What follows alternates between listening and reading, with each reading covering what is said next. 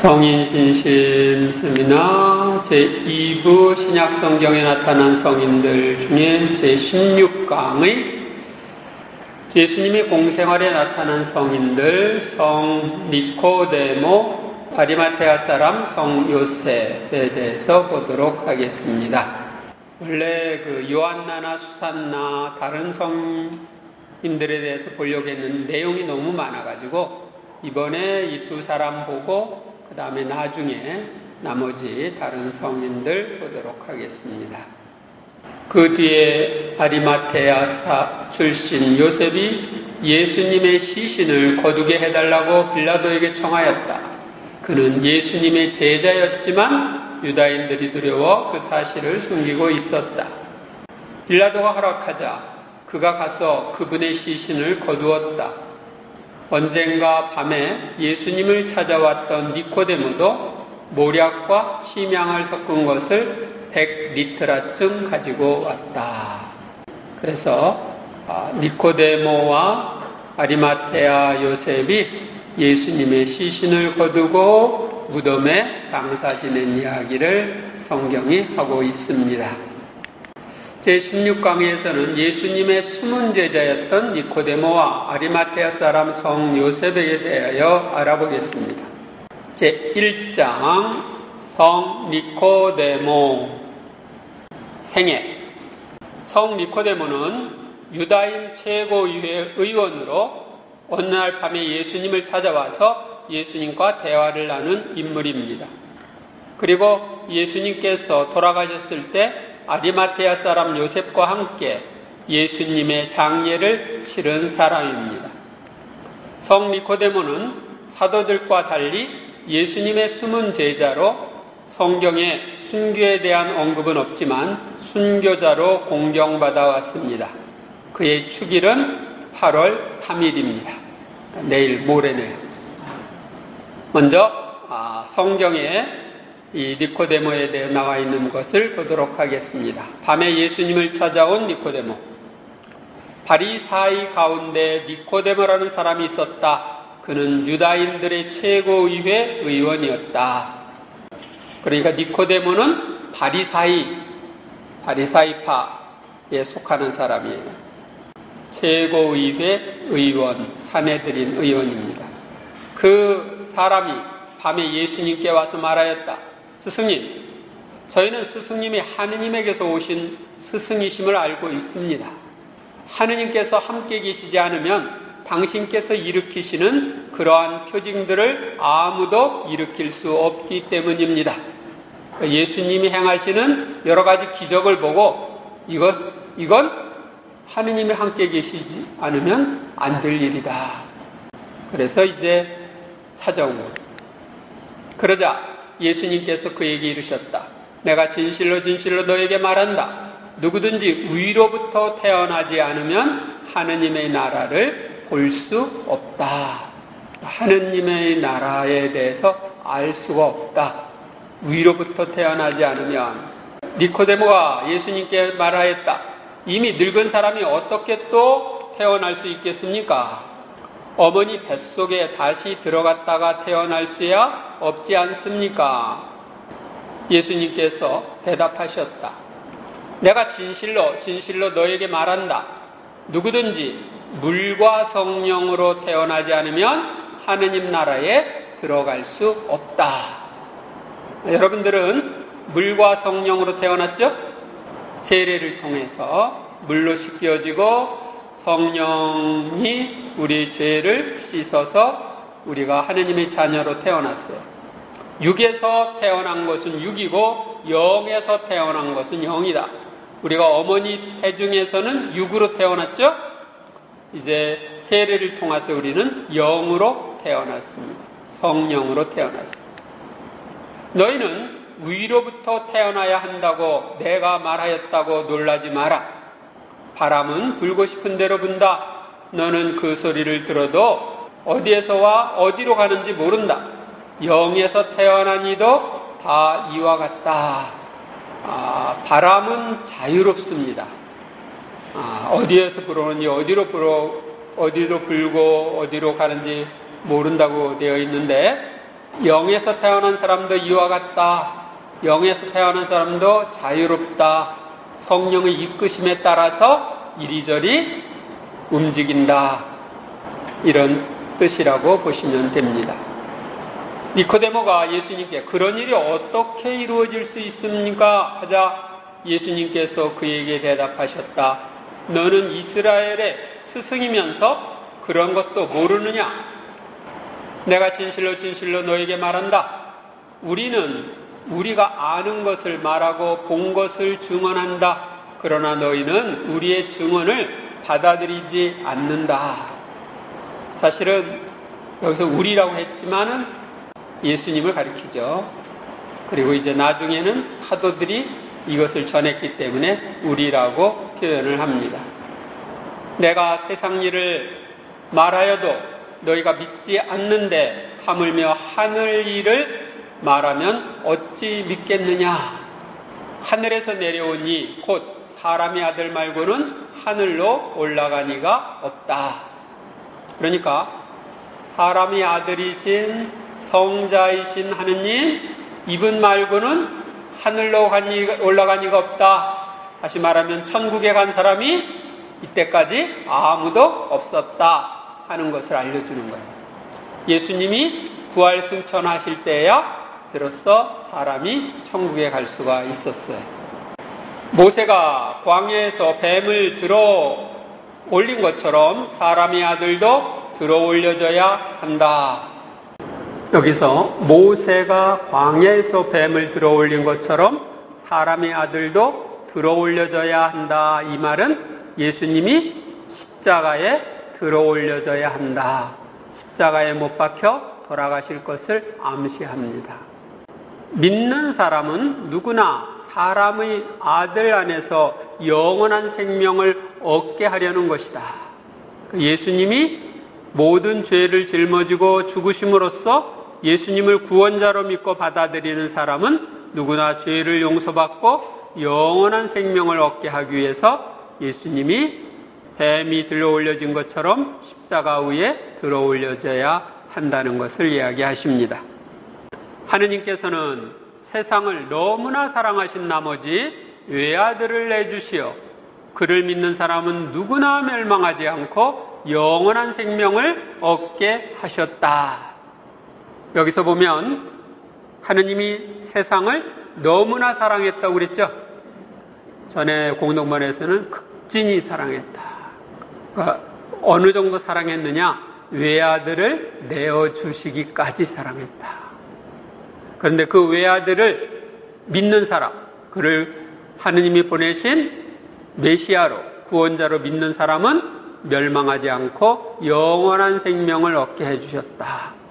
하느님께서 아들을 세상에 보내신 것은 세상을 심판하시려는 것이 아니라 세상이 아들을 통하여 구원을 받게 하시려는 것이다.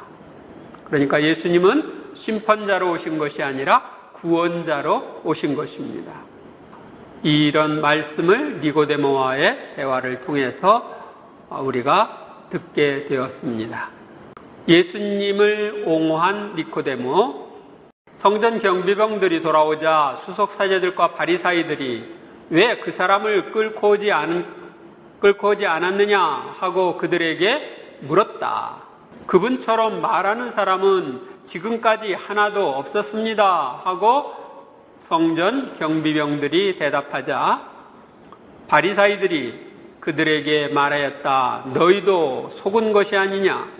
최고의 의원님들이나 바리사이들 가운데 누가 그를 믿더냐? 율법을 모르는 저 군중은 저주받은 자들이다. 예수님을 따르는 그 군중들, 이들은 율법도 모른다고 저주받은 자들이라고 이야기를 합니다. 그러자 이제 그들 가운데 한 사람으로서 전에 예수님을 찾아왔던 니코데모가 그들에게 말하였다. 우리 율법에는 먼저 본인의 말을 들어보고 또 그가 하는 일을 알아보고 난 뒤에야 그 사람을 심판하게 되어 있지 않습니까? 들어보지도 않고 심판하는 건 잘못된 거다 하고 예수님을 옹호하는 거죠. 그 다음에 예수님의 시신을 장사 지냄. 언젠가 밤에 예수님을 찾아왔던 니코데모도 몰약과 침향을 섞은 것을 100리트라쯤 가지고 왔다. 그들은 예수님의 시신을 모셔다가 유다인들의 장례 관습에 따라 향료와 함께 아마포로 감쌌다. 향료를 바르고 아마포로 감쌌기 때문에 요즘에 이제 예수님이 수위로 내려오는 토리노의 수위에 보면 예수님의 모습이 새겨져 있습니다. 그러면 하느님이여 사람이신 그리스도의 시에 나오는 니코데모에 대해서 보겠습니다. 거기 니코데모에 대해서 나오는 양이 굉장히 많은데 그 중에서 일부만 뽑아서, 그 중에서도 뽑을 때 중간중간 잘라가지고 너무 길어가지고 뽑아서 여러분들에게 들려드리는 것입니다. 예수님의 환시를 보고, 예수님의 생애의 환시를 보고 마리아 발도르다가 쓴 내용입니다. 밤에 예수님을 찾아온 니코데모. 선생님, 니코데모 선생님이 오셨습니다 하고 요한이 먼저 들어오면서 말한다. 서로 인사를 나눈다. 그런 다음 시몬은 요한을 데리고 부엌으로 나가 두 사람만 남겨놓는다. 그래서 이제 니코데모하고 예수님만 남습니다. 니코데모가 말합니다. 선생님, 비밀리 말씀드리고자 한 것을 용서하십시오. 선생님을 위해서도 저를 위해서도 저는 많은 사람을 경계합니다. 제 행동이 비겁한 것만은 아닙니다. 여기에는 조심성도 있고 드러내놓고 선생님이 사람이 되는 것보다 더 선생님을 도와드리고 싶어하는 욕망이 있습니다. 뒤에서 드러나지 않게 예수님을 돕고 싶은 그런 마음이 있었다. 선생님은 적을 많이 가지고 계십니다. 저는 이곳에서 선생님을 우러러보는 얼마 안 되는 사람 중에 한 사람입니다. 저는 나자로와 의논했습니다. 나자로는 가문으로 권세가 있는 사람입니다. 그래서 나자로와 니코데모가 가까운 사이다 하는 걸 알 수 있죠. 사람들이 그를 두려워하는 것은 그가 로마의 총애를 받고 하느님의 눈으로 보실 때 의인이고 원숙한 정신과 교양으로 지혜로운 사람이기 때문입니다. 그러니까 사람들이 니코데모를 최고의 의원으로 우리가 존중을 하는 것처럼 나자로도 존중을 하는데, 그것이 로마의 총애를 받고 있고 하느님만은 의인이고 또 지혜로운 사람이기 때문이다 하고 알려줍니다. 그 사람은 선생님의 참다운 친구이고 저의 참다운 친구입니다. 그래서 나자로가 예수님의 친구, 니코데모의 친구라는 걸 알려줍니다. 그렇기 때문에 그 사람과 서로 이야기하고자 했는데 그 사람도 저와 같이 생각하는 것이 기쁩니다. 저는 그 사람에게 선생님께 대한 최고의회의 최근의 토론을 말했습니다. 최고의회에서 예수님에 대해서 이러저렇게 얘기하는 것들을 니코데모가 나자로에 가서 이야기를 한 거죠. 선생님은 슬퍼하시고 실망하고 계신데 바로 보시는 것입니다. 모든 사람이 선생님의 말씀을 듣고 선생님을 믿는 것은 고작 기적을 얻기 위해서 뿐입니다. 사람들이 기적을 바라서 오는 거다. 저 불륜의 군 중에서 필연적으로 타고난 착한 마음씨를 타락시켰을 것이 틀림없는 헤로데의 궁인까지도 또 로마의 병사들까지도 선생님을 믿습니다. 불륜의 군중, 이런 것은 죄 속에서 사는 군중, 우상을 섬기는 군중, 이렇게 생각할 수 있죠. 헤로데의 궁전에 있는 궁인들까지도 또 로마의 병사들까지도 선생님을 믿는다. 몹시 둔한 사람들은 저희들 시온 사람들 뿐입니다. 시온은 예루살렘 지역을 시온이라고 그러죠. 예루살렘에 있는 시온산이 있죠. 그래서 예루살렘 사람들 뿐이다. 그러나 모두 그렇지는 않습니다. 보시다시피 선생님, 저희들은 선생님이 하느님에게서 오셨고 하느님의 박사이시며 더 위대한 사람은 없다는 것을 압니다. 예수님이 하느님으로부터 오셨고 더 위대한 사람이 없다고 예수님에 대해 이야기합니다. 가말리엘까지도 그렇게 말합니다. 하느님을 모시고 있지 않으면 아무도 선생님이 행하시는 기적을 행할 수가 없습니다. 이것은 가말리엘 같은 학자들도 믿습니다.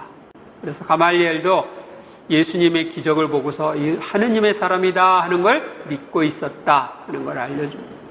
그렇다면 어떻게 되어서 이스라엘의 하층민들이 가지고 있는 믿음을 저희들은 가질 수가 없습니까?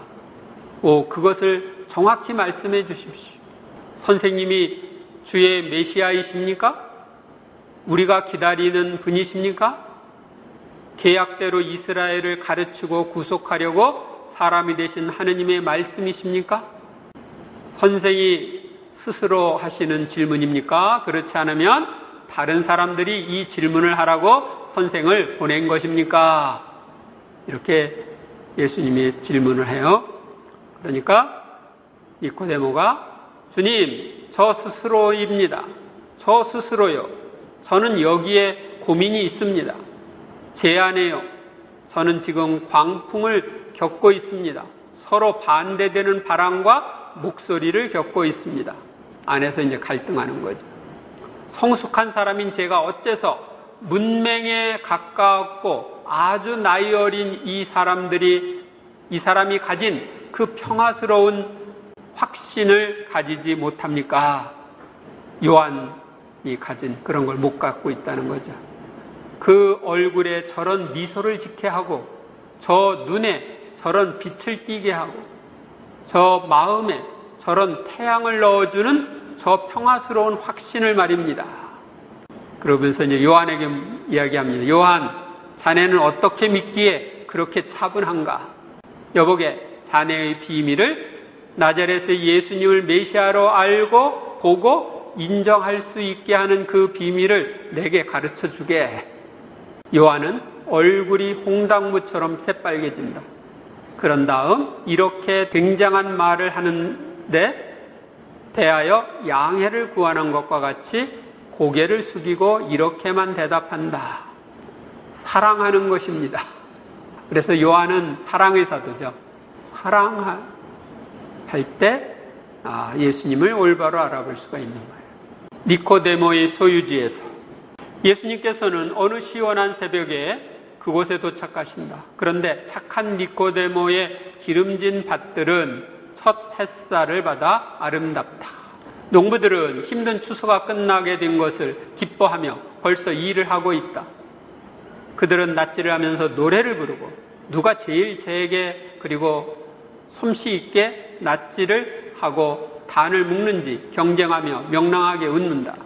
마음씨 착한 주인을 위하여 일하는 것을 기뻐하는 영양이 좋은 많은 농부들이다. 잘 먹은 농부들이. 그리고 밭 근처나 곡식단을 묶는 사람들 뒤에는 이삭을 주우려고 기다리는 어린이들과 과부들과 늙은이들이 있다. 우리도 옛날에 시골에서 이삭 죽기 한 적 있죠. 그들은 말을 물으시는 예수님께 어떤 과부가 설명하는 것처럼 니코데모의 명령으로 언제나 그런 것과 같이 모든 사람이 이삭을 주울 만큼 넉넉히 있으리라는 것을 알기 때문에 안심하고 기다린다. 과부들이나 어려운 사람들이 넉넉하게 이삭을 주울 수 있도록 니코데모가 해준다. 그 과부는 이렇게 말한다. 그분은 우리를 위해서 곡식단에 묵지 않은 이삭을 일부러 많이 남겨놓도록 살피십니다. 그리고 이런 선심으로도 만족하지 않으시고 뿌린 씨앗에 알맞은 적당한 양을 가진 다음에는 나머지를 우리에게 나누어 주십니다. 그분은 그 일을 하시는데 안식년을 기다리지 않으십니다. 그러지 않고 언제나 가난한 사람에게 당신의 밀로 이익을 얻게 하시고 올리브밭과 포도밭에 대해서도 그렇게 하십니다. 그렇기 때문에 하느님께서 기적적인 추수로 그분에게 복을 내려주십니다. 가난한 사람들의 축복은 씨앗과 꽃에 내리는 이슬과 같아서 씨앗 하나하나가 더 많은 이삭을 나게 하고 아무 꽃도 열매를 못 맺게 하지 않고 떨어지지 않게 됩니다. 그리고 올해는 은총의 해이니까 모든 것이 우리의 것이라고 우리에게 알리셨습니다. 그분이 무슨 은총을 가지고 말하는지는 모르겠습니다. 우리 가난한 사람들과 그분의 행복한 하인들 사이에서 말하는 것처럼 그분이 자기가 그리스도라고 말하는 분의 은밀한 제자라는 것 말고는요, 자기가 그리스도라고 말하는 분은 하느님에 대한 사랑을 증명하기 위하여 가난한 사람에 대한 사랑을 가지라고 가르친답니다. 선생님이 니코데모의 친구시면 아마 그분을 아시겠군요. 네, 그리스도를 아시겠군요 하고 예수님한테 얘기하는 거예요. 친구들은 대개 같은 친구들을 가지는 법이니까요. 가령 아리마테아의 요셉은 니코데모와 친한 친구인데 그분도 선생님이 친구라고들 말합니다. 그러는 동안 짧은 옷을 입은 니코데모가 선생님을 보지 못한 채 걸어오면서 농부들에게 그들이 벤 밀리삭을 하나도 치우지 말라고 명령한다. 우리가 먹을 빵은 있어. 그러니 빵을 가지지 못한 사람들에게 하느님의 선물을 줍시다. 그리고 걱정하지 말고 줍시다. 우리는 늦은 서리로 농사를 망칠 수도 있었어. 그런데 나달 한 톨도 충나지 않았고 하느님의 불행한 자녀들에게 빵을 주는 것으로 하느님께 빵을 돌려드립시다. 나 분명히 말하지만 이렇게 하면 내년 추수는 100에 대해서 1000을 받는 것처럼 한층 더 유리할 거예요. 선생님께서는 주는 사람은 고봉으로 받을 것이라고 말씀하셨기 때문이에요. 예수님이 주어라 그러면 너희도 받을 것이다. 말에 누르고 흔들어서 넘치도록 주실 것이다 한 말씀을 기억한 것이죠. 농부들은 공손히 그리고 기쁘게 주인의 말을 듣고 찬성한다. 그리고 니코데모는 이 밭에서 저 밭으로 이 집단에서 저 집단으로 옮겨가면서 그의 인심 좋은 명령을 되풀이한다. 베어놓은 곡식을 그냥 놔둬라.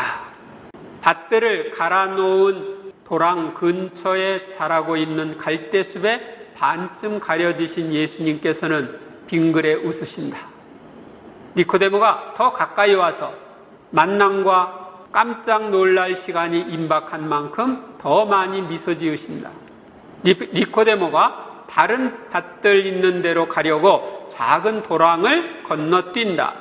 그러다가 그에게 팔을 내미시는 예수님 앞에 화석처럼 굳어져서 멈추어 선다. 마침내 말문이 다시 열린다. 거룩하신 선생님, 복되신 선생님께서 어떻게 제 집에 그럴 필요가 아직 있으면 가장 진실한 증인들, 즉 당신이 많은 은혜를 베풀어주는 사람들의 말을 통해서 당신을 알기 위해서요. 지금은 여기 오셨으니 복되신 손을 들어 강복해 주셔서 이것들을 먹어 영양을 취할 사람들에게 육체의 양식과 더불어 선생님에게서 나오는 성덕이 내려오게 해 주십시오. 니코데모, 그러지요. 그것은 하늘이 칭찬하시는 올바른 욕망이요. 그러니까 음식만 먹는 게 아니라 성덕도 주시길 청해요. 그러시면서 예수님께서 강복을 하시려고 팔을 벌리신다. 기다리십시오. 농부들을 부를게요. 그러면서 호각을 가지고 3번 분다. 날카로운 호각 소리가 조용한 공중에 퍼져서 추수하는 농부들과 이삭 줍는 사람들과 구경꾼들을 사방에서 뛰어오게 한다. 하나의 작은 군중이다. 그래서 예수님이 이들에게 강복을 주시도록 합니다. 예수님의 체포를 반대한 니코데모. 그곳에 있던 니코데모가 이렇게 말하면서 반대하였다. 당신들은 저 사람을 반대하는 행동을 할 수 없어. 우리 율법은 어떤 사람의 말을 들어보고 그 사람이 하는 것을 보기 전에는 그 사람을 단죄하는 것을 금하오. 그런데 우리가 저 사람에게서 듣고 본 것은 비난받을 만하지 않은 일들 뿐이요. 아까 그 성경에 나온 부분 있죠? 그거 내용입니다. 그러자 예수님의 원수들의 분노는 니코데모에게로 향할 방향을 돌렸고, 그들은 니코데모를 위협하고 바보와 죄인인 것처럼 욕을 하고 망신을 주었다. 순환전에 니코데모를 만나신 예수님. 예수님께서는 안고 계시던 요셉을 놓으시고, 아리마테아 요셉 가리킵니다. 분명히 머지않아 당하실 당신의 순환과 가엾은 당신 어머니의 고통을 생각하시면서 조용히 고개를 숙이신다. 그런 다음 고개를 드시고 니코데모를 포옹하시며 말씀하신다. 당신이 비밀의 제자로 내게 처음으로 왔을 때 나는 당신에게 하느님의 나라에 들어가고 당신들 안에 하느님의 나라를 가지려면 당신들의 영이 새로 나야 하고 세상이 빛을 사랑하는 것보다 당신들이 더 사랑해야 한다고 말했어. 오늘 우리가 비밀리에 만나는 것이 아마 마지막일 터인데 오늘 그 말을 당신에게 되풀이하오. 예수님 순환전에 마지막으로 만난 거예요. 니코데모, 당신이 그렇게 나라는 빛을 사랑할 수 있고, 예수님을 그래서 사랑할 수 있고, 내가 왕과 구세주로 당신 안에서 살도록 당신의 영으로 새로 태어나시오. 가시오. 그리고 하느님께서 당신들과 함께 계시기를 바라오. 두 최고의회 의원은 예수님께서 오신 쪽과 반대되는 쪽으로 해서 간다. 재판을 받을 때 예수님을 옹호한 니코데모와 요셉, 그러니까 성금요일 돌아가시기 전에 목요일 저녁에 잡히셨죠? 그러고서 이제 끌려갔을 때 일입니다. 나는 규칙을 존중하오. 우리가 행동하는 것과 같이 행동하는 것은 있을 수 없는 일이오.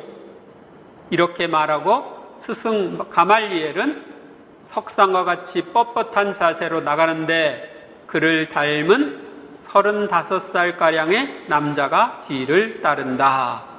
아마 아들일 거예요.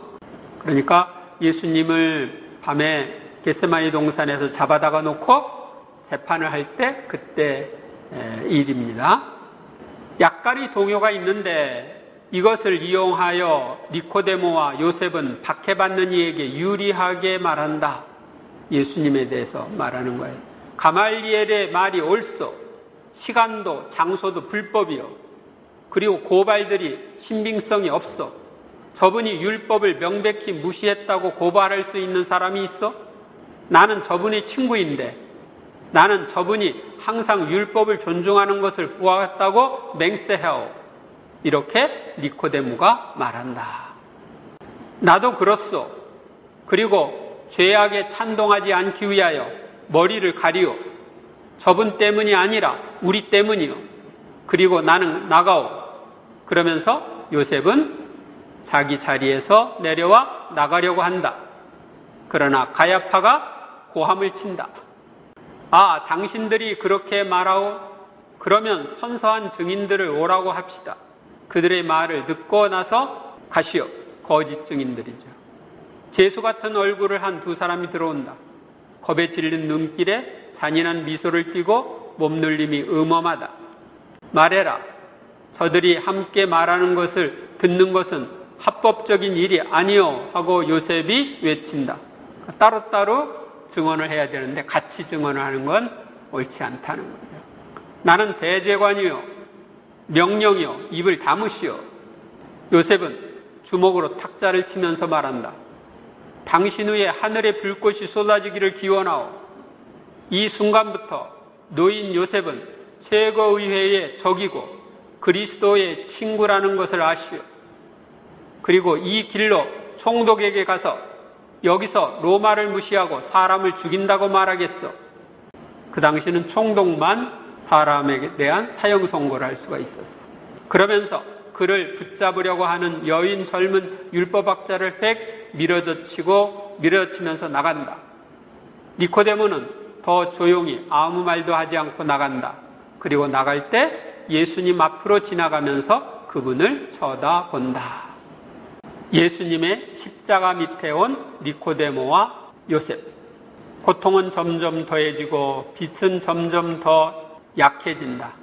바다밑 같은 이 빛을 받으며 유다인들 뒤에서 니코데모와 요셉이 나오며 비키시오 하고 말한다. 안 돼요. 무슨 일이요? 하고 병사들이 말한다. 통과하려는 것이요. 우리는 그리스도의 친구들이요. 사제장들이 돌아보며 누가 감히 반역자의 친구라고 공언하는 것이냐 하고 분개하여 말한다. 그러자 요셉이 결연히 말한다. 나 최고의회의 귀족의원 원로 아리마테아의 요셉이요. 그리고 유다인의 지도자 니코데모가 나와 같이 왔어. 반역자와 타협하는 사람은 반역자요. 그러면 살인자들과 타협하는 사람은 살인자요. 안나의 엘르아자요. 나는 의인으로 살았어. 그리고 이제는 나이 들어 죽을 때가 가까웠어. 벌써 하늘이 내 위에 내려오고 그와 더불어 영원하신 심판자가 내려오시는 지금 옳지 못한 사람이 되기는 싫소. 그리고 당신 니코데모 나는 놀랐어. 사제장이 얘기하는 거죠. 나도 놀랐어. 꼭 한 가지 일에 대해서만 놀랐어. 이스라엘이 이제는 하느님도 알아보지 못할 정도로 타락했다는 사실 말이요. 당신이 지긋지긋하오. 그러면 지나가게 비키시오. 내가 요구하는 것은 그것뿐이요. 더 부정해지려고? 당신들 곁에서 부정해지지 않았으니 나를 부정하게 할 것이 아무것도 없어. 병사, 당신 몫으로 돈주머니와 통행증이 여기 있어. 그러면서 가까운 곳에 있는 시빈대장에게 돈주머니와 밀랍 판자를 건네준다. 시빈대장은 그것을 읽어보고 병사들에게 그 두 사람을 통과시켜라 하고 말하죠. 요셉과 니코데모는 목동들에게 가까이 간다. 옛날에 예수님이 태어났을 때 찾아왔던 그 목동들이 이제 십자가 위에 세상을 떠날 때도 찾아옵니다. 그래서 목동들이 거기 있었는데 그들에게 가까이 갑니다. 점점 더 짙어가는 안개 속에서 벌써 임종의 고통 속에 흐려져가는 눈으로 예수님께서 그들을 보시는 건지조차 모르겠다. 그러나 그들은 예수님을 보고 사제들의 저주가 그들에게 악착스럽게 퍼부어지는데도 체면도 차리지 않고 운다. 그래서 예수님 십자가 밑에서 니코데모와 요셉이 우는 모습을 볼 수 있습니다. 예수님의 시신을 내려 무덤에 모신 바위 뒤에서 요셉과 니코데모가 나타난다. 그들은 벼락을 피해서 그 뒤로 피신하였던 것이 분명하다. 그들은 논지노에게 가서 시신을 원하오 하고 말한다. 이 논지노는 여기 지금 그 병사들 책임자이죠. 총독만이 그 허가를 주오. 가시오. 빨리. 유다인들이 총독 관저에 가서 다리를 자르는 허가를 얻기를 원한다는 말을 들었기 때문에 그로 나는 저들이 이분을 모욕하는 것을 원치 않소.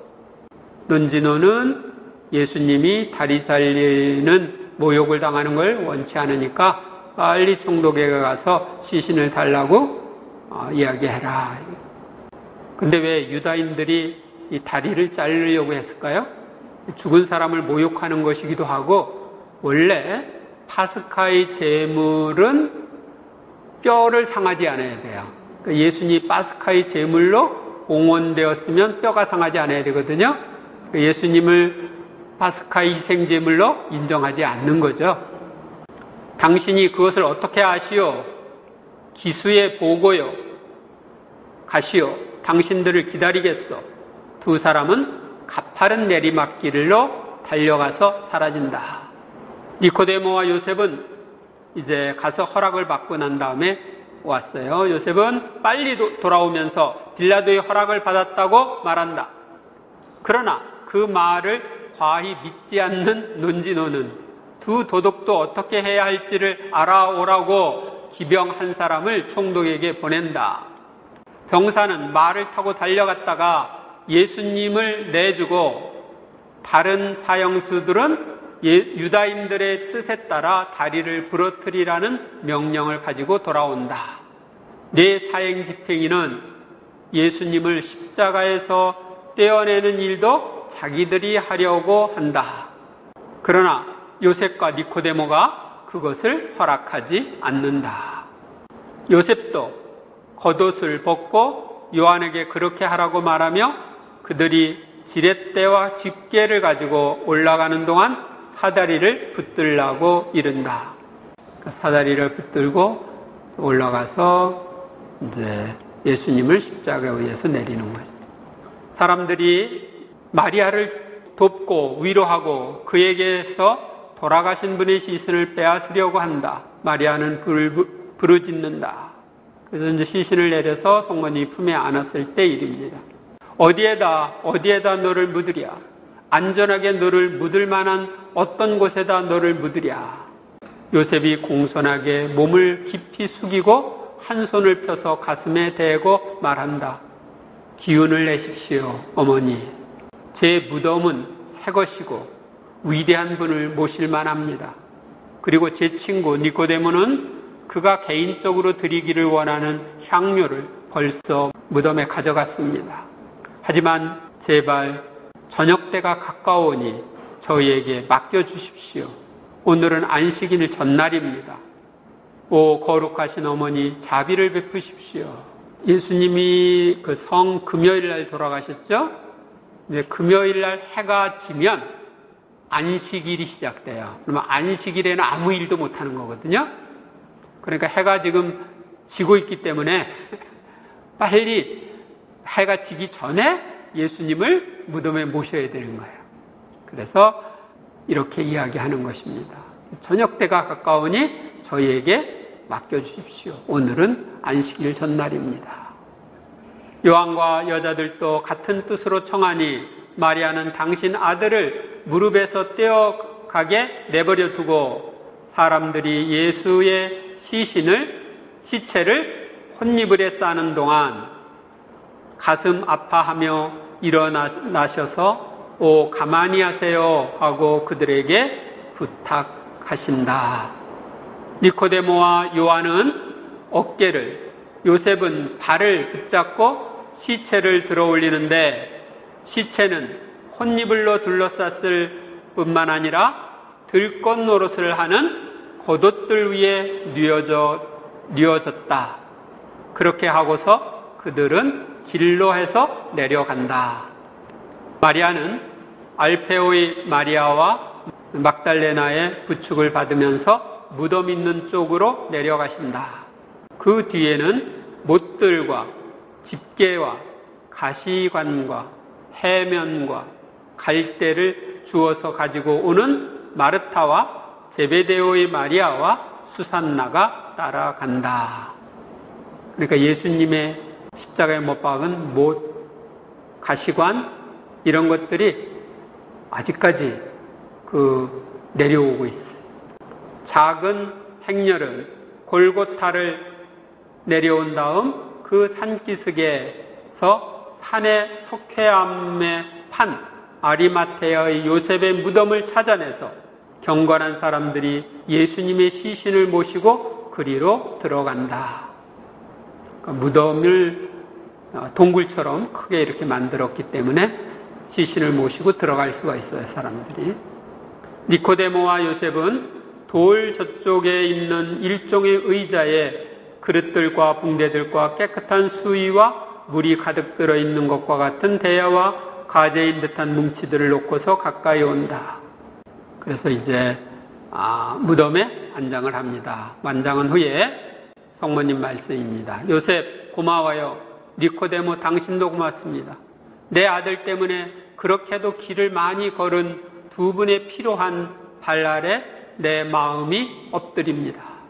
골고타에서 또 총독에게 갔다가 또 골고타로 오고 또 지금 이렇게 무덤에 모시기까지 왔다 갔다 하면서 피로 한 그 발 아래 내 마음을 엎드린다. 내 아들의 장례를 지내주신 데 대해서 두 분에게 드릴 것은 내 마음밖에 없으니 내 아들의 성실한 벗들인 당신에게 내 마음을 드립니다. 니코데모에 대한 전승은 찾지 못했습니다. 그래서 없고 성덕과 교훈. 성 니코데모는 나자로의 친구로서 예수님을 찾아와 예수님의 말씀을 듣고 실천한 제자입니다. 사도들처럼 드러나지 않았지만 숨은 제자이며 친구로 예수님을 단지하는 이들 앞에서도 예수님을 옹호했습니다. 그리고 예수님께서 십자가에 못 박혀 돌아가실 때 사도들은 도망갔지만 니코데모는 예수님의 임종을 지켜보고 요셉과 함께 예수님의 시신을 십자가 위에서 내리고 장사 지냈습니다. 우리도 성 니코데모처럼 예수님의 말씀을 실천하는 제자, 반대자들 앞에서도 예수님을 옹호하고 끝까지 충실하게 예수님을 따르는 제자가 되어야 하겠습니다. 제2장 아리마테아 요셉. 먼저 생애. 아리마테아 사람 성 요셉은 명망 있는 최고의회의 의원이었습니다. 아리마테아의 성 요셉은 아주 부유한 사람이었고 나자로와 친하게 지냈고 니코데모와도 친하게 지냈습니다. 아리마테아의 성 요셉은 예수님께서 십자가에 못 박혀 돌아가셨을 때 빌라도 총독에게 시신을 달라고 청하여 자기의 무덤에 장사를 지낸 사람입니다. 아리마테아 사람 성 요셉은 연령회와 장의사의 수호성인이며 축일은 3월 17일입니다. 성경 마테오복음에 나오는 아리마테아 사람 요셉. 저녁 때가 되자 아리마테아 출신의 부유한 사람으로서 요셉이라는 이가 왔는데 그도 예수님의 제자였다. 그러니까 아리마테아 사람 요셉은 부유한 사람이고 예수님의 숨은 제자였다. 이 사람이 빌라도에게 가서 예수님의 시신을 내달라고 청하자 빌라도가 내주라고 명령하였다. 요셉은 시신을 받아 깨끗한 암화포로 감싼 다음 바위를 깎아 만든 자기의 새 무덤에 모시고 나서 무덤 입구에 큰 돌을 굴려 막아놓고 갔다. 그래서 요셉이 자기가 묻히려고 했던 무덤에 예수님을 묻었다. 아무도 묻은 적이 없는 새 무덤에 모셨다. 이런 얘기는 뭐냐면 그 당시는 무덤에 한 사람만 모시는 게 아니에요. 무덤을 크게 해가지고 안에 이렇게 벽장처럼 칸을 해가지고 거기에다가 시신을 여러 그루 모실 수 있는 거예요. 가족묘, 가족 다. 그리고 밖을 이제 돌로 막고 그렇게 했던 것이죠. 마르코 복음에 나오는 아리마테아 요셉. 이미 저녁 때가 되었다. 그날은 준비일 곧 안식일 전날이었으므로 아리마테아 출신 요셉이 빌라도에게 당당히 들어가 예수님의 시신을 내달라고 청하였다. 그는 명망 있는 의회 의원으로서 하느님의 나라를 열심히 기다리던 사람이었다. 하느님의 나라를 기다리던 사람이었다. 빌라도는 예수님께서 벌써 돌아가셨을까 의아하게 생각하여 백인대장을 불러 예수님께서 돌아가신 지 오래되었느냐고 물었다. 여기서 백인대장은 아까 론지노를 가리킵니다. 빌라도는 백인대장에게 알아보고 나서 요셉에게 시신을 내주었다. 요셉은 암화포를 사가지고 와서 그분의 시신을 내려 암화포로 싼 다음 바위를 깎아 만든 무덤에 모시고 무덤 입구에 돌을 굴려 막아 놓았다. 바위를 깎았다고 그랬는데 이 석회암을 깎았기 때문에 좀 깎는 게 우리 지금 화강암처럼 힘들지는 않았을 겁니다. 누가복음에 나오는 아리마테아 사람 요셉. 요셉이라는 사람이 있었는데 그는 의회 의원이며 착하고 의로운이었다. 착하고 의로운 요셉이에요. 이 사람은 의회의 결정과 처서에 동의하지 않았다. 그는 유다인들의 고을 아리마테아 출신으로서 하느님의 나라를 기다리고 있었다. 이 사람이 빌라도에게 가서 예수님의 시신을 내달라고 청하였다. 그리고 시신을 내려 암화포로 감싼 다음 바위를 깎아 만든 무덤에 모셨다. 그것은 아직 아무도 묻힌 적이 없는 무덤이었다. 그날은 준비일이었는데 안식일이 시작될 무렵이었다. 그러니까 파스카 준비일, 안식일 준비일이었습니다. 갈릴레아에로부터 예수님과 함께 온 여자들도 뒤따라가 무덤을 보고 또 예수님의 시신을 어떻게 모시는지 지켜보고 나서 돌아가 향료와 향유를 준비하였다. 그리고 안식일에는 계명에 따라 쉬었다. 요한복음에 나오는 아리마테아 요셉, 그 뒤에 아리마테아 출신 요셉이 예수님의 시신을 거두게 해달라고 빌라도에게 청하였다. 그는 예수님의 제자였지만 유다인들이 두려워 그 사실을 숨기고 있었다. 빌라도가 허락하자 그가 가서 그분의 시신을 거두었다. 언젠가 밤에 예수님을 찾아왔던 니코데모도 모략과 침향을 섞은 것을 100리트라쯤 가지고 왔다. 그들은 예수님의 시신을 모셔다가 유다인들의 장례품 관습에 따라 향료와 함께 암화포로 감쌌다. 그래서 예수님이 그 시신의 흔적이 이 암화포에 묻어 있습니다. 향료와 함께 쌓아가지고 모셨기 때문입니다. 예수님께서 십자가에 못 박히신 곳에 정원이 있었는데 그 정원에는 아직 아무도 묻힌 적이 없는 새 무덤이 있었다. 그날은 유다인들의 준비일이었고 또 무덤이 가까이 있었으므로 그들은 예수님을 그곳에 모셨다. 하느님의 사람이신 그리스도의 시에 나오는 아리마테아 사람 요셉에 대해서 보겠습니다. 요셉을 소개하는 나자로. 예수님께서 다시 나자로의 집에 계시다. 나자로에게 충실한 친구들의 모임이라는 것을 알겠다.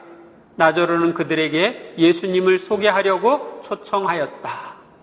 나자로는 아리마테아 사람 요셉을 의인이요 참다운 이스라엘 사람이라고 소개하면서 이렇게 말한다. 아리마테아 사람 요셉에 대해서 나자로가 소개하는 겁니다. 이 사람이 속해 있는 최고의회, 선생님을 벌써 미워하는 최고의회가 무서워서 감히 말을 하지 못합니다만, 그러나 선생님이 예언자들이 예고한 분이시기를 바랍니다. 선생님을 뵙고 직접 판단하기 위해서 이 사람이 자청해서 왔습니다. 선생님의 원수들이 선생님에 대해서 말하는 것이 이 사람에게는 옳은 것으로 생각되지 않기 때문입니다. 갈릴레아에서 바리사이파 사람들이 와서 선생님이 죄가 있다고 비난했습니다. 그러나 요셉은 거기에 대해서 이렇게 생각했습니다. 기적을 행하는 사람은 하느님을 모시고 있다. 자기가 안에 하느님을 모시고 있는 사람은 죄를 지을 수가 없다. 오히려 그 반대로 그 사람은 하느님께서 사랑하시는 사람일 수밖에 없다고 말입니다. 요셉은 선생님이 아리마테아의 그의 집에 오셨으면 합니다. 선생님께 그 말씀을 드리라고 했습니다. 그래서 제가 청하는 것입니다. 이 사람의 청과 제 청을 동시에 들어주십시오. 나는 나를 그들의 흥미를 끄는 물건으로밖에는 보지 않는 유력자들보다는 가난한 사람들과 영혼과 육체로 고통을 당하는 사람들을 위해 왔습니다. 그러나 요셉의 집에는 가겠습니다. 내게는 유력자들에 대한 편견은 없어요. 저는 그것을 압니다. 그리고 그것을 아는 사람도 많이 있습니다. 많이요. 그러나 선생님이 태도를 정확한 이름으로 부르는 사람은 가장 착한 사람들 뿐입니다. 다른 사람들은 위선이라고 부르거든요. 나자로, 누구든지 자기가 가진 것을 주는 법이요. 맞습니다. 그러나 요셉의 집에 가십시오. 오는 안식일에 선생님을 모셨으면 합니다. 가겠소. 당신이 그 사람에게 알려도 됩니다. 아리마테아 요셉을 방문한 예수님. 예수님께서 시몬과 토마스와 같이 계시다. 여기서 시몬은 혁명당원 시몬, 열혈당원 시몬이라는 사람입니다. 나는 그들이 아리마테아의 요셉의 이야기를 하는 것을 알아차리겠다. 그리고 아마 그를 썩 잘 알고 있는 것 같은 토마스는 언덕 위에 있는 요셉의 넓고 훌륭한 소유지를 가리킨다. 그 소유지는 특히 예루살렘 쪽으로 수도와 아리마테아를 연결하고, 수도는 예루살렘이죠. 그 다음에는 이곳과 욥바를 연결하는 길 옆에 있다.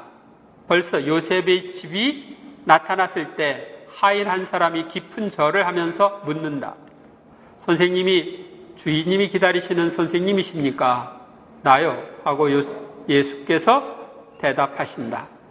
그 사람은 몸을 깊이 굽혀 절을 하고 주인에게 알리려고 뛰어간다.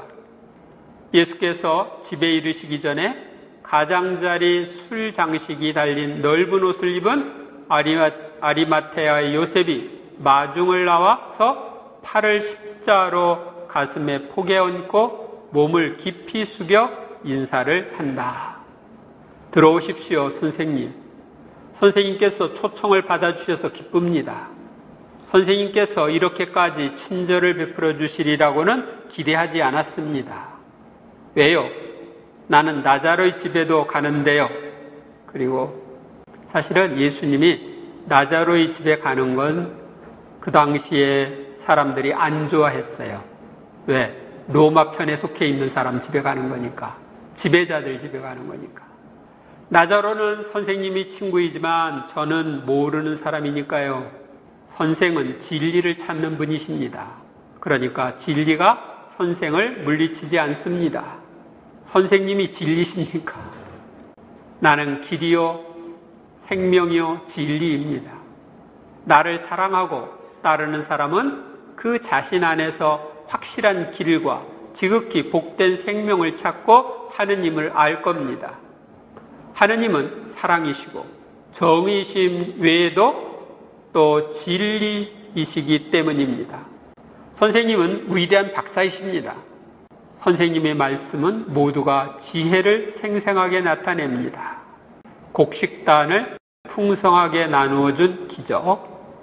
예수님께서는 아리마테아로 가시지 않고 요셉이 바닷가 평야에 가지고 있는 소유지로 가셨다.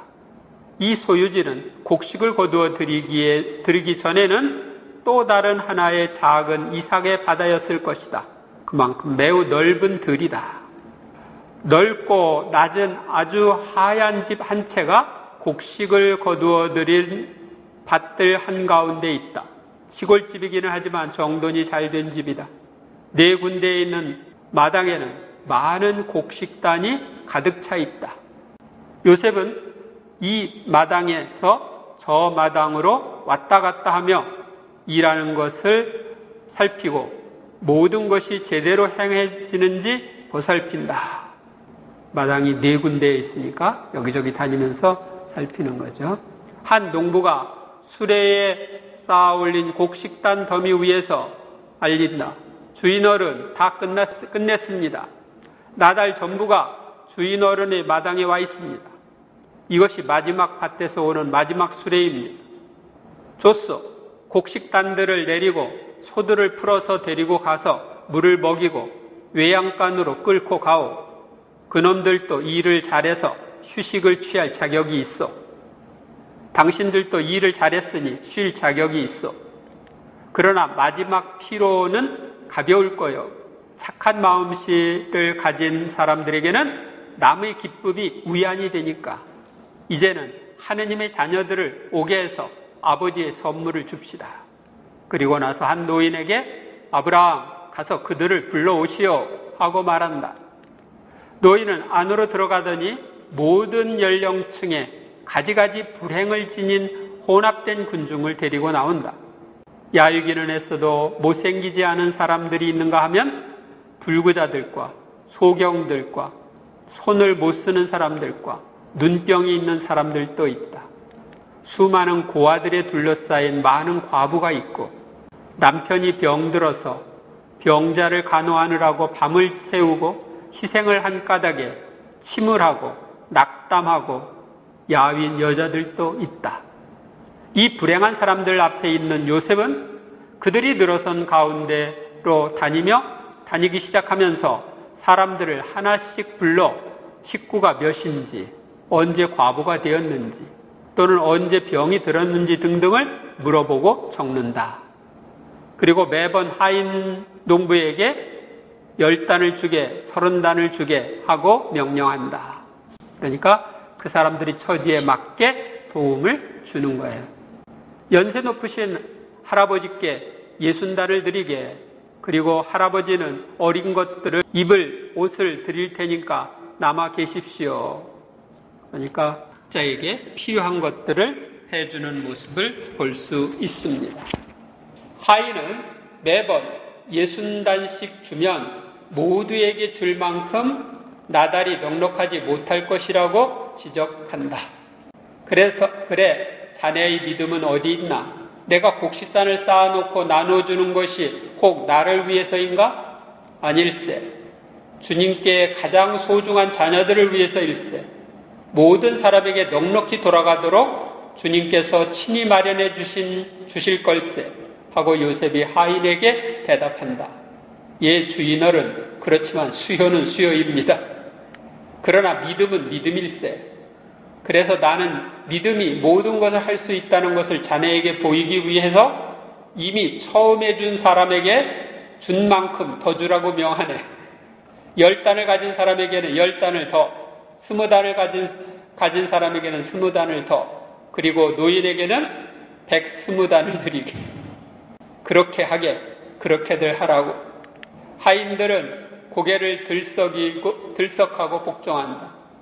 하인 농부들 중에서 주요한 사람들과 말을 탄 늙은 아브라함이 농부 하인들과 같이 주인에게 다가간다.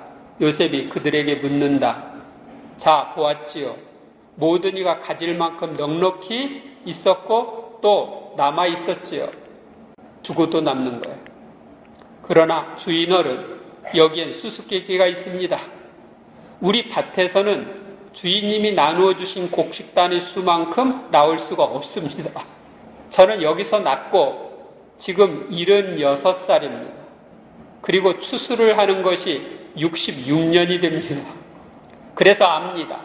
제 아들의 말이 옳았습니다. 어떤 신비가 있지 않고는 우리가 그만큼 줄 수가 없었을 것입니다. 나는 기적을 행할 만한 사람이 아니요. 나는 보잘것없는 사람이요. 주님께서 행동하신 거예요. 주님께서는 내 마음속을 읽으시고 거기에서 2가지 소원을 보셨어. 첫째 소원은 당신들을 나 자신의 믿음으로 데려오는 것이었고, 둘째 소원은 내 불행한 형제들에게 많이 주는 것이었어. 하느님께서 내 소원에 동의하셨고 그래서 행하셨어. 하느님은 이 때문에 찬미 받으셔야 하고 요셉은 마치 제단 앞에 있는 것처럼 경건하게 몸을 숙이면서 말한다. 나자로의 부활 후 예수님을 증거하는 요셉. 사독, 말은 쉽소. 그러나 당신의 힘으로는 당나귀 한 마리도 다시 살려낼 줄을 모르면서 어떻게 그자의 가르침을 뒤엎는단 말이요. 예수님의 가르침을 뒤엎겠다고 하니까 이런 얘기를 하는 거예요. 여기서 우리에게 필요한 것은 그자의 기적보다 더 큰 기적이요. 나자로를 살린 기적보다 더 큰 기적이 필요하다는 거죠. 그러나 우리 중에 아무도 그렇게 할 수 없어. 그것은 말을 하는 사람은 왜 그런지를 말할 수 없다. 아리마테아의 요셉이 말을 끝맺는다. 그것은 우리가 사람들이기 때문이요. 사람에 지나지 않기 때문이요. 그들은 요셉에게 대들며 묻는다. 그럼 그자는 뭐요? 아리마테아 사람은 확신을 가지고 대답한다. 그분은 하느님이시여. 내가 만일 아직 의심을 가지고 있었으면, 그러나 당신은 의심을 가지고 있지 않소, 요셉. 우리는 그걸 알아요. 그러니 당신이 그를 사랑한다고 공공연하게 말하시오. 요셉이 그를 사랑한다고 나쁠 것이 아무것도 없어. 나 자신 그를 이스라엘의 가장 위대한 선생으로 인정하오. 최후의 만찬집에 계신 성모님을 방문한 아리마테아 요셉. 예수님이 돌아가시고 나서 부활하신 다음 그 후에 있었던 내용이라고 보시면 됩니다. 나자로와 아리마테아의 요셉이 들어와 깊은 존경을 표하며 인사를 드리고 말한다. 모든 어머니 중에서 복되신 어머님, 당신 아드님이시고 저희의 주님이신 분의 종들이 문안 드립니다. 그러면서 땅에 엎드려 성모님의 옷자락에 입맞춤한다. 주님께서 항상 두 분과 함께 하시기를 바랍니다. 무슨 이유로 그리스도와 그를 따르는 사람들에 대한 박해자들의 흥분이 아직도 그치지 않고 있는 이때에 나를 찾아옵니까? 무엇보다도 먼저 어머님을 뵈려고 왔습니다. 어머님을 뵙는 것이 아직도 주님을 뵙는 것과 같고, 이렇게 해서 주님이 이 세상을 떠나신 데 대해서 슬픔을 덜 느끼게 되니까요. 그리고 어머님의 아드님이시고 저희의 주님이신 예수님의 다정하고 가장 충실한 종이 제 집에 모여서 한 결정을 어머님께 제안하려고 왔습니다. 하고 나자로가 대답한다. 말하시오. 당신의 사랑이 내게 말을 할 것이니 나는 또 사랑으로 당신의 말을 듣겠어요. 이번에는 아리마테아 요셉이 이렇게 말한다.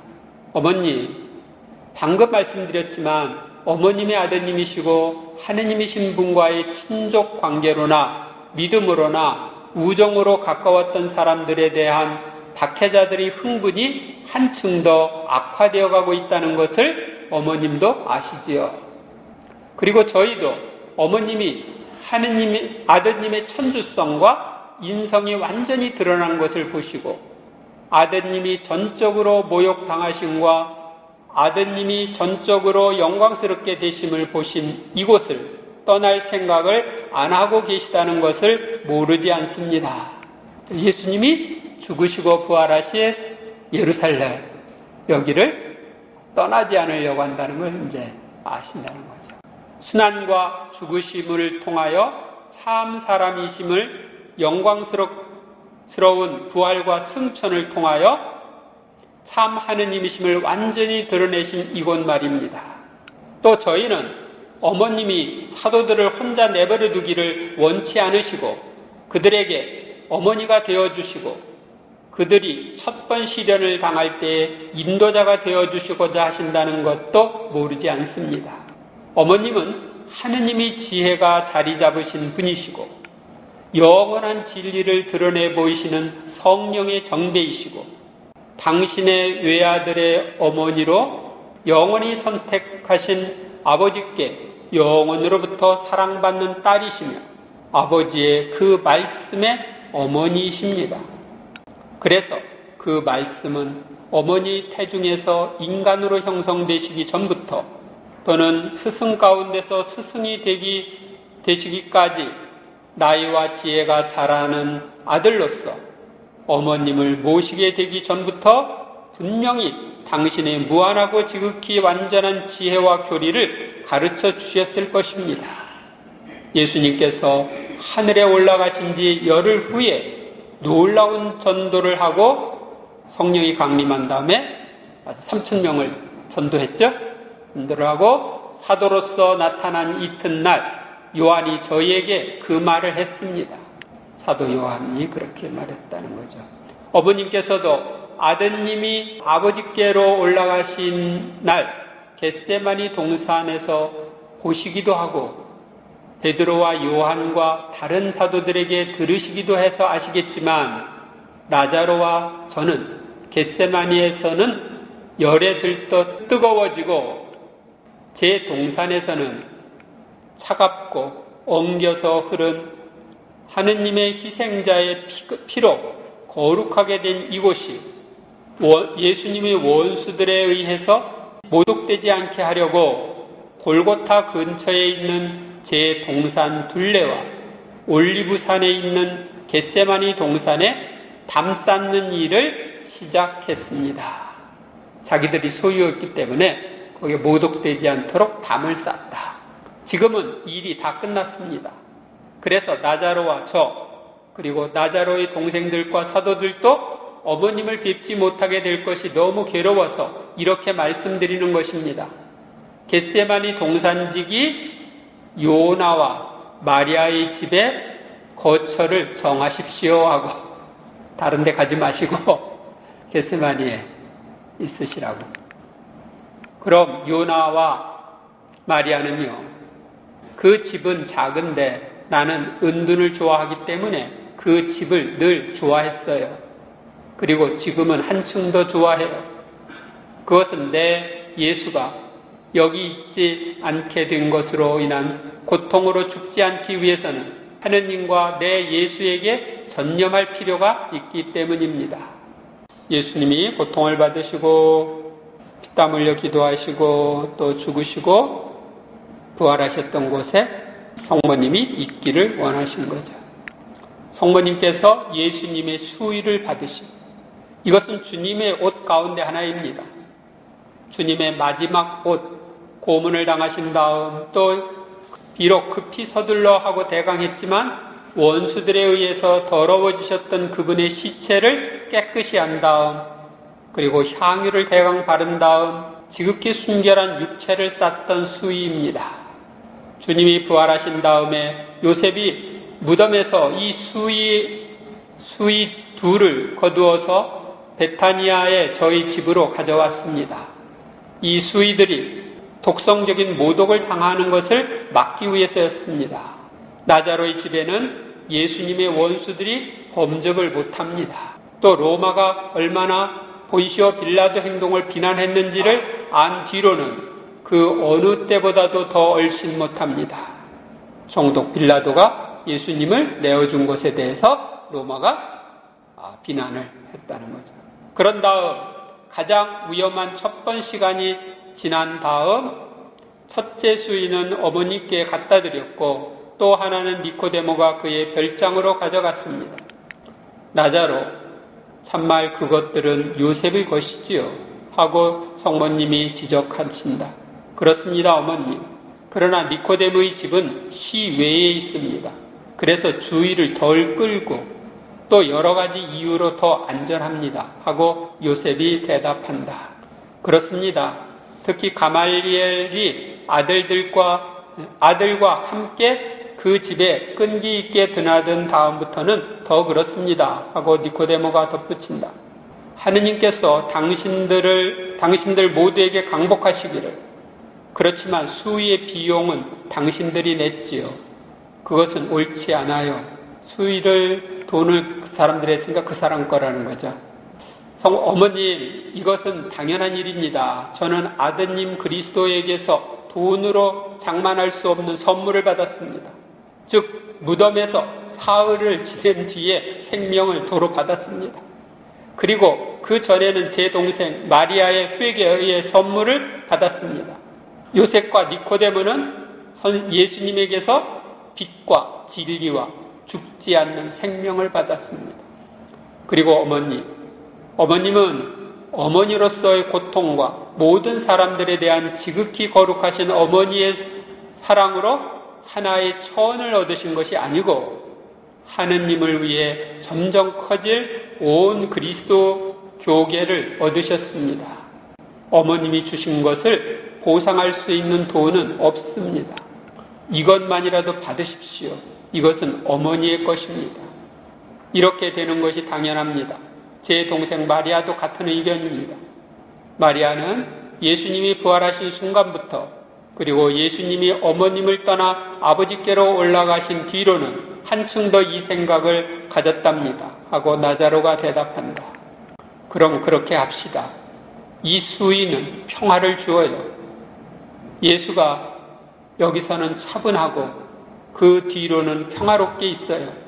예수는 죽음의 잠을 자면서도 벌써 생명이 돌아오고 아무도 결코 타격을 주지 못하고 해치지 못할 영광이 돌아오는 것을 느끼는 것 같이 보여요. 나는 이제는 예수와 다시 합쳐지는 것 외에는 아무것도 바라는 것이 없어요. 그러나 이것은 하느님께서 정하신 시간에 정하신 모양으로 올 것입니다. 언제 죽을지는 하느님께서 정하신 대로 한다는 거죠. 나는 갑니다. 그리고 하느님께서 당신들이 내게 준 기쁨을 100배로 갚아주시기를 바랍니다. 전설에 따르면 아리마테아 요셉은 예수 그리스도의 피를 성배 안에 모았다고 합니다. 그 피는 로마의 백부장 론지노가 예수 그리스도의 옆구리를 창으로 찔렀을 때 흘러나온 피였다고 합니다. 5세기경에 쓰여진 것으로 알려진 빌라도 행전에는 아리마테아 요셉이 예수 그리스도의 부활 후에 겪은 이야기가 나옵니다. 그에 따르면 예수 그리스도의 시체가 그의 부활로 인해 무덤에서 사라진 후에 요셉은 시체를 훔친 자로 오인되어 40년형을 언도받았습니다. 그가 감옥에 있을 때 예수 그리스도가 나타났고 그에게 성배를 주면서 이를 수호하는 수호자로 삼았습니다. 이 성배의 힘으로 그는 감옥에서 살아남을 수 있었으며 매일 한 마리의 비둘기가 날아와서 그에게 빵을 하나씩 주고 갔습니다. 전설에 따르면 감옥에서 나온 후에 고령의 요셉은 그의 고향을 떠나게 됩니다. 그는 자신의 처남 브론과 그의 아들 알란과 함께 성배를 가지고 잉글랜드로 건너갔습니다. 잉글랜드로 파견되는 12명의 선교단 책임자였던 아리마테아 요셉은 가브리엘 천사의 도움으로 잉글랜드의 왕이 하사한 땅에 성모님께 봉헌된 성당을 세웠습니다. 이 성당은 1184년에 불탔고 글래스턴베리 대수도원으로 다시 지어졌습니다. 그러나 이 수도원도 1539년 헨리 8세가 로마 가톨릭을 탄압하면서 파괴되었고 오늘날에는 그 폐허만 남아 있습니다. 거기 사진에 나오는 것이 폐허입니다. 성덕과 교훈. 아리마테아 사람 성 요셉은 부유하고 나이 많은 원로로 최고의회 의원이었습니다. 그는 예수님의 숨은 제자로 예수님을 증거하는 생활을 했습니다. 그리고 예수님께서 십자가에 달리셨을 때 다른 제자들은 도망갔지만 아리마테아 요셉은 십자가 밑에서 예수님의 임종을 목격하고 빌라도에게 청하여 시신을 자신의 무덤에 장사 지냈습니다. 우리도 아리마테아 사람 요셉처럼 끝까지 주님을 사랑하는 사람이 되게 해달라고 아리마테아 요셉에게 전구를 청하고 아리마테아 요셉처럼 주님을 사랑해야 하겠습니다. 맺은 말. 지금까지 우리는 예수님의 숨은 제자였던 성 니코데모와 아리마테아의 성 요셉에 대하여 살펴보았습니다. 두 사람은 세상의 눈으로 보면 남부러울 것 없는 사람이었습니다. 경제적으로 부유했고 사회적으로는 최고의 의원이었으며 종교적으로는 철저하게 율법대로 살아서 사는 그 바리사이파 사람으로서 존경을 받는 사람이었습니다. 그러나 예수님을 만나고 변화되었습니다. 그들은 세상의 것들에 마음을 두지 않고 영원한 것에 마음을 두고 사는 사람이 되었습니다. 그리고 주님을 위해서라면 어떤 일이라도 하고자 하는 사람으로 변화되었습니다. 우리도 성 니코데모와 아리마테아의 성 요셉처럼 늘 천상적인 것에 마음을 두고 주님의 말씀대로 살며 주님을 위해서라면 무슨 일이라도 하는 사람으로 변화되어야 하겠습니다. 아멘. 영광이 성부와 성자와 성령께 성부와 성자와 성령의 이름으로 아멘.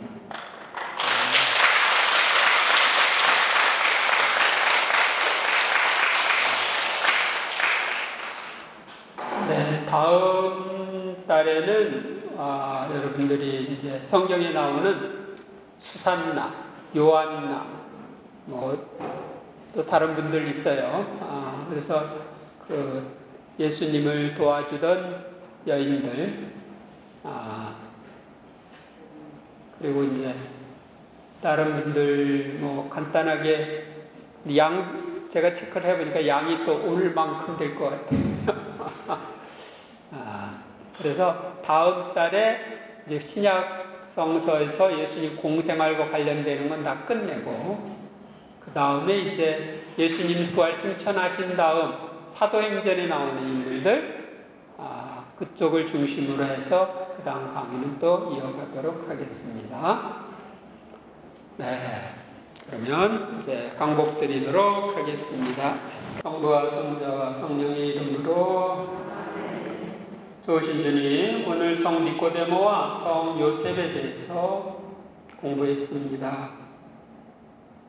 끝까지 예수님이 무덤에 묻힐 때까지 예수님을 따랐던 충직한 제자였던 그들처럼 우리도 죽기까지 끝까지 예수님을 따르는 제자들이 되게 해주소서. 전능하신 천주 성부와 성자와 성령께서는 여기에 있는 이들의 축복을 내리시어 길이 머물게 하소서.